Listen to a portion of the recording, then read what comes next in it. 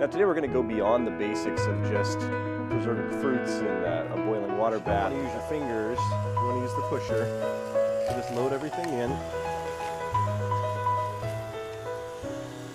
It will start working its way out. The perfect snack. They go great with a Bloody Mary on a Sunday morning. They also go great with almost any part of a meal. They're great with cheese or barely start to get. Hi, my name is Tom Small. I'm a chef in the Seattle area, and we're talking about preserving.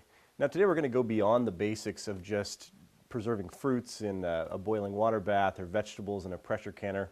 We're going to get into the fancy type of preserving, the stuff that adds flavor to the ingredients that we're using. So sure, we're going to preserve the green beans or the carrots or all of the other ingredients we're going to work with today, but we're going to add little twists and flavors to them that are going to make them special, that are going to make them fancy.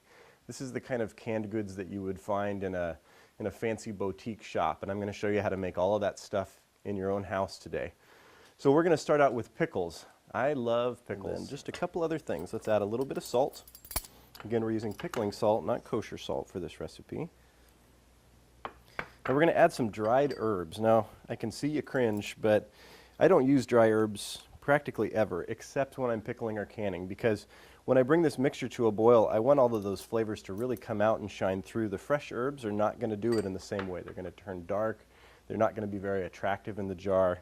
The dry herbs are going to work great. So this is probably one of the few cases where I'd say this is a great idea to use them. I'm just going to put this in the refrigerator now, and it's going to sit in there for, well, it'll probably take 8 to 10 days or so for those eggs to pickle all the way through. They're going to turn a really dark beet red color, and the flavor is going to be really great. So about 8 days in the refrigerator. After that, they're probably going to last for a month to 2 months, although you'll probably eat them all before that happens. Well, we want those proteins to start to come together. That's going to help us make a thicker yogurt or a thicker creme fraiche. And by heating it up and then holding it at 200 degrees for 10 to 20 minutes, it's going to make that final product a lot thicker. I'm going to pack them into those jars later, and I want to make sure that they're nice and snug inside there.